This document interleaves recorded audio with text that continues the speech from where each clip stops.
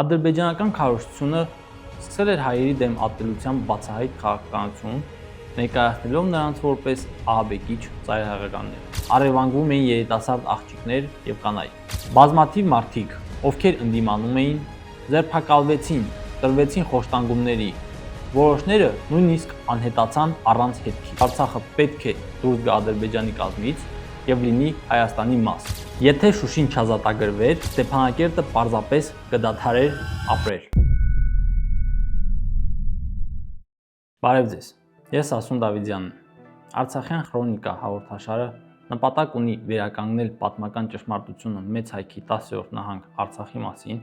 ներկայացնել օբյեկտիվ փաստեր եւ անաչառ վերլուծություններ։ Մենք ցույց կտանք, որ Արցախի հարցը տարածքային վեճ չէ, այլ բնիկ ժողովրդի ինքնորոշման եւ գոյության պայքար։ Այս եթերում կանդրադառնանք արցախահայության ինքնորոշման շարժմանը եւ ազատության համար պայքարում վճարված գնին։ 1988 թվականներ։ Խորհրդային միությունը արդեն սկսել էր ճաքեր տալ ներսից։ Տնտեսական ճգնաժամը, ազգային շարժումները եւ համակարգային կոռուպցիան քայքայում էին հսկայական կայսրության հիմքերը։ Ադրբեջանական քարոզչությունը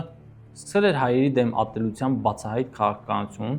ներկայացնելով նրանց որպես ահաբեկիչ ծայրահեղականներ։ Նպատակը պարզ էր՝ հայաթափել Ադրբեջանը եւ վերջնականապես լուծել Արցախի հարցը։ 1988-ի սկզբին տարբեր քաղաքներում՝ Սումգայիթ, Կիրովաբադ, Բաքու, արդեն գործում էին գաղտնի խմբավորումներ, որոնք կազմակերպում էին հակահայ ցույցեր ու հարձակումներ հայկական խաղաղ բնակիչների դեմ։ Իսկ Արցախի հայ ժողովուրդը, որը հազարամյակներ շարունակ այս հողի տերն էր, կանգնած էր բնաջնջվելու եւ հայրենազրկվելու վտանգի առջեւ։ Այլևս չդիմանալով շարունակաբար սաստկացող բռնաճնշումներին, հայ ժողովուրդը պորտկաց եւ ամուր կանգնելով իր հողի վրա հայտարարեց, որ Արցախը պետք է դուրս գա Ադրբեջանի կազմից եւ լինի Հայաստանի մաս։ Վիճակը կտրուկ սրվեց։ Բաքվում շատ լավ էին հասկանում, որ եթե անմիջապես գործողություններ չձեռնարկեն այս խռովությունները ճնշելու համար, ապա այն կարող է վերածվել համազգային զարթոնքի,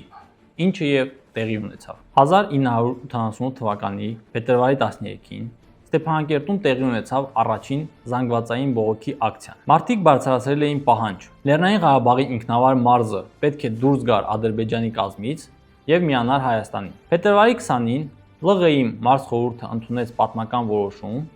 ԼՂԻ-ը խորհրդային Հայաստանին միավորելու մասին։ Մնում է նույնը։ Մենք պիտի պահանջենք այսօր անպայման պիտի պահանջենք գումարել արտահերթ սեսիա։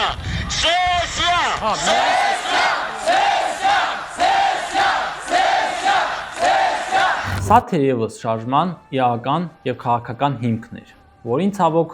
պետք է հետևեր ադրբեջանական վայրագությունները։ 1988 թվականի փետրվարի 27-ից 29-ը ադրբեջանական Սումգայիթ քաղաքում կազմակերպվեց հայերի զանգվածային կոտորած, որի ժամանակ ըստ ոչ պաշտոնական տվյալների զոհվեցին ավելի քան 400 քրիստոնյա հայեր, որոնց աճյունները մինչ օրս էլ հայտնաբերվում են Սումգայիթի արվարձաններում նոր շինարարություններ կատարելիս։ Եղան հազարավոր վիրավորներ, բռնաբարվածներ, ավելի քան 18000 փախստականներ եւ այլն։ Հատկանշական է, որ փետրվարի 26-ի դեպքերից մեկ օր առաջ Միխայիլ Գորբաչովը հայ մտավորականներ Սիլվա Կապուտյանի եւ Զոյի Բալայանի հետ հանդիպման ժամանակ մտահոգություն էր հայտնել Բաքվում ապրող ավելի քան 200,000 հայերի անվտանգության ապահովման շուրջ, այն ուղղակիորեն կապելով ԼՂԻ-ը խորհրդային Հայաստանին միավորելու արցախահայության պահանջի հետ։ Սակայն այս ամենը չստիպեցին հայ ժողովրդին երկ մտել եւ ետ կանգնել իրենց որոշումից։ Այս կոտորածը Արցախում եւ Հայաստանում ընկալվեց մեկ կերպ։ Սա ոչ թե հերթական ագրեսիան էր, այլ ցեղասպանության նախերգանք։ Մարդիկ հասկացան, որ եթե Արցախը մնա Ադրբեջանի կազմում, ապա կարժանանա Սումգայիթի ճակատագրին։ Այդ ողբերգությունը ցնցեց ողջ հայությանը եւ վերջնականապես փոխեց պայքարի բնույթը։ 1988 թվականի փետրվարին, երբ Արցախում սկսվեց ինքնորոշման շարժումը, Հայաստանի հասարակության ներսում նույնպես հսկայական ընդվզում էր ընթանում։ Մարդիկ դուրս էին եկել հրապարակ, պահանջելով արդարություն եւ պաշտպանություն Արցախի համար։ Սակայն սկզբնական շրջանում այդ էներգիան ու բողոքը ինքնաբուխ էին, առանց կազմակերպված ղեկավարման։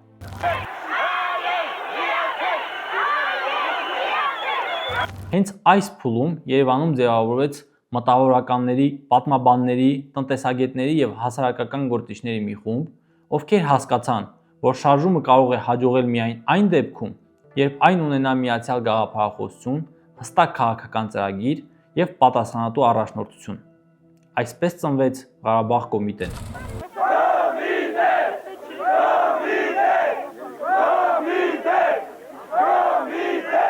Օպերայի շրջակայքը դարձավ ազատության խորհրդանիշ։ 100 հազարավոր մարդիկ ամեն օր հավաքվում էին պահանջելով արդարություն Արցախի համար։ Ըստ որոշ հաշվարկների, մարդկանց թիվը փողոցներում երբեմն հատում էր կես միլիոնը։ Ղարաբաղ կոմիտեի անդամներն էին Իգոր Մուրադյանը, Վազգեն Մանուկյանը, Աշոտ Մանուչարյանը, Լևոն Տեր-Պետրոսյանը եւ ուրիշներ։ Շարժման գաղափարախոսությունը հստակ էր. Արցախը երբեք չի կարող լինել Ադրբեջանի կազմում։ Ղարաբաղը մերն է եւ մեր կլինի։ 1989-ից 1990 թվականներին լարվածությունը վերածվեց զինված բախումների։ Ադրբեջանը սկսեց զինել տեղական ադրբեջանական ջոկատներին եւ կանաչ լույս վառեց նրանց առջեւ,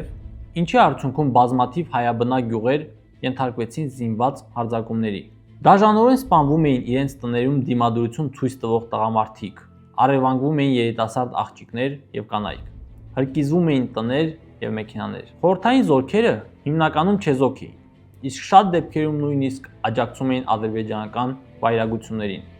Քանի որ Հայաստանը այդ օրերին Սովետական միությունից անկախանալու հայտ էր ներկայացրել, իսկ Ադրբեջանը հակառակը աջակցություն էր հայտնել Գորբաչովին։ Ադրբեջանին ուղղված աջակցության դեպքերից էր նաև Կոլցո օպերացիան,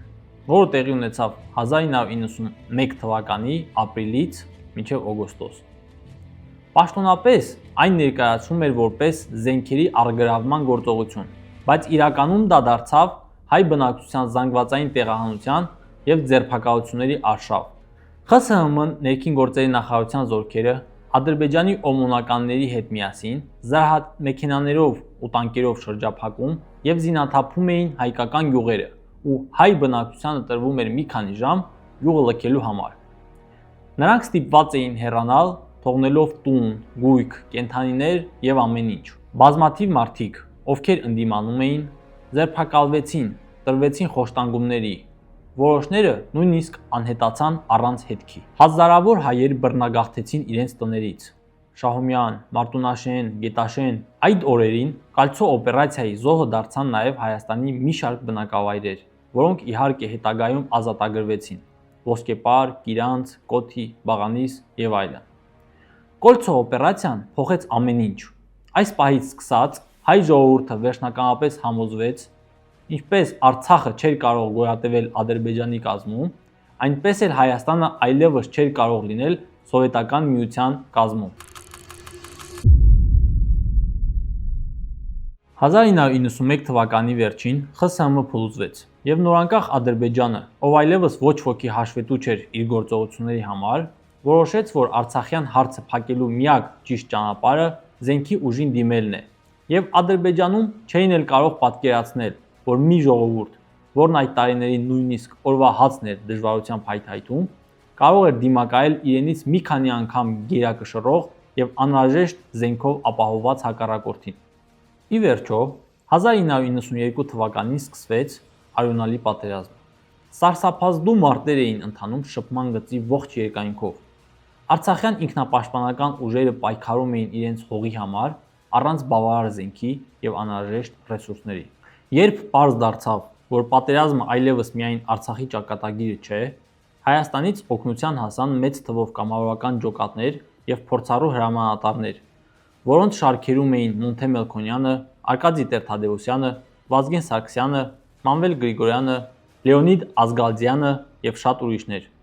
Նրանց ժամանումը կարծես նոր շունչ հաղորդեց պայքարին։ Հայ մարտիկները այլևս անկասելի էին։ Հայաստանն ու Արցախը դարձան մեկ բռունցք։ Հենց այդ միասնականությունն էր, որ բեկեց պատերազմի ելքը։ Ադրբեջանը հանդիպելով նման անողոք եւ համառ դիմադրության, սկսեց նոր ուժեր կուտակել շփման գծի ողջ երկայնքով եւ սկսեց անկանոն գնդակոծության ենթարկել Ստեփանակերտը, ու մյուս խաղաղ բնակավայրերը։ 1992 թվականի գարնանը Արցախում մարտերը հասել էին վճռական փուլի։ Շուշին ադրբեջանական ուժերի հիմնական հենակետն էր դարձել, որտեղից օր ու գիշեր հայաբնակ Ստեփանակերտը ռմբակոծվում էր գրադ կայանքներով, հրետանիով եւ դիպուկահարներով։ Քաղաքը բառացիորեն ապրում էր ապաստարաններում։ Եթե Շուշին չազատագրվեր, Ստեփանակերտը պարզապես կդադարեր ապրել։ Այդ պատճառով Շուշին դարձավ ոչ միայն ռազմական նշանակության, այլ նաև գոյաբանական հարց։ Որոշվեց, որ այլևս երկմտելու տեղ չկա, Շուշին պետք էր ազատագրել։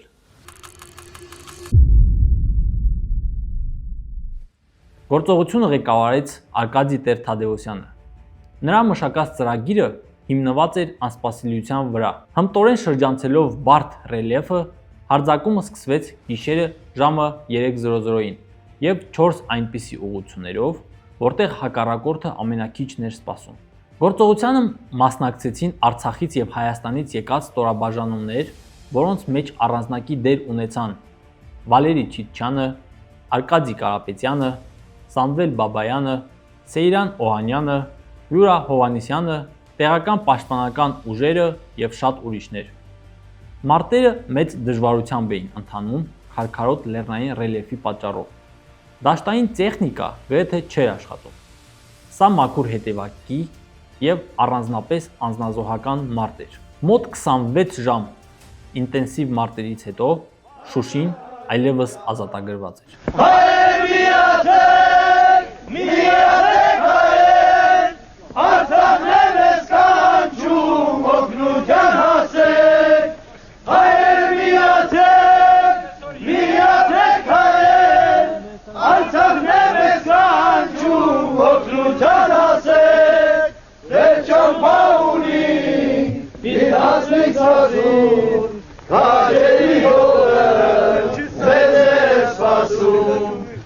Սա պարզապես պատերազմ չէր, սա գոյամարտ էր։ Մարդիկ կռվում էին իրենց տան, իրենց պատմության, իրենց գերեզմանների համար։ Շուշի ազատագրման ընթացքում ծավալված մարտերը կարճ տևեցին, բայց շատ ինտենսիվ էին։ Շուշիի ազատագրման համար մղված մարտերում հայկական կողմը ունեցավ 60-ից 70 զոհ եւ մոտ 200 վիրավոր, իսկ ադրբեջանական կողմը տվեց 200-ից 300 զոհ, մոտ 400 վիրավոր եւ ավելի քան 150 անձնատուր եղած եւ գերեվարված։ Չնայած ուժերի անհավասարությանը, հայերը հաղթեցին։ Շնորհիվ պլանի անսպասելիության, տեղանքի երազանց ճանաչողության եւ անմնացորդ վճռականության։ Շուշիի ազատագրումը դարձավ հաղթանակի խորհրդանիշ։ Օպերացիայի մասնակիցները հետագայում կասեին. Շուշին ազատագրելը իհարկե դժվար էր, բայց ամենածանրն այն պահն էր, երբ առաջին անգամ լսեցինք Սուրբ Ղազանչեցոց եկեղեցու զանգերի ձայնը։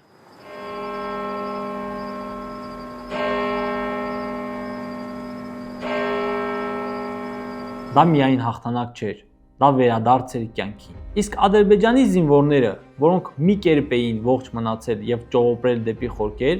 ապշահար պատմում էին, որ հայերը այնքան հանգիստ էին բարձրանում դեպի Շուշի, որքան որ ձյունն էր երկնքից хангист թափվում։ Вот на Шушу, там видно хорошо было, да?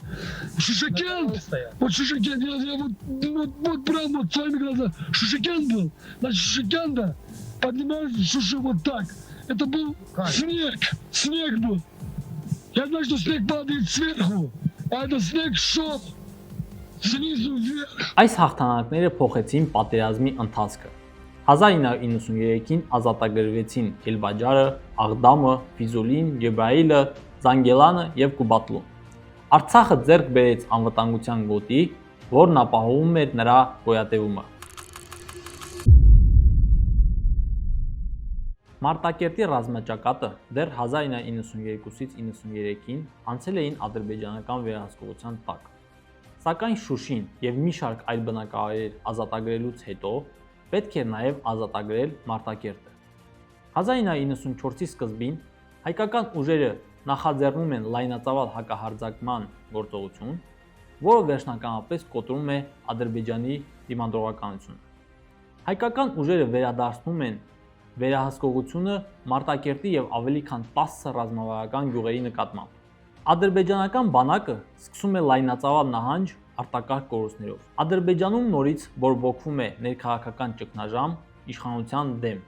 ցույցերով եւ բողոքներով։ Այլևս չդիմանալով հայկական ուժերի դիմադրությանը եւ հասկանալով, որ նման տեմպերով շարունակելու դեպքում շուտով հայկական կողմը կարող է այլևս կանգ չառնել, Ադրբեջանը ստիպված նստում է բանակցությունների սեղանի շուրջ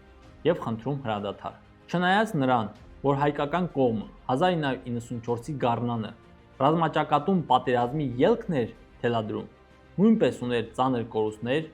որոնք թույլ չէին տալիս հավերժ շարունակել առաջխաղացումը։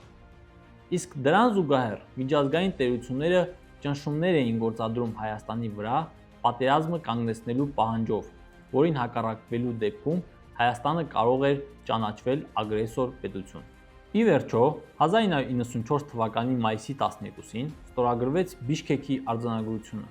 որտեղ բանակցային կողմեր ինչպես Հայաստանը, Ադրբեջանը եւ Ռուսաստանը, այնպես էլ Լեռնային Ղարաբաղի Հանրապետությունը։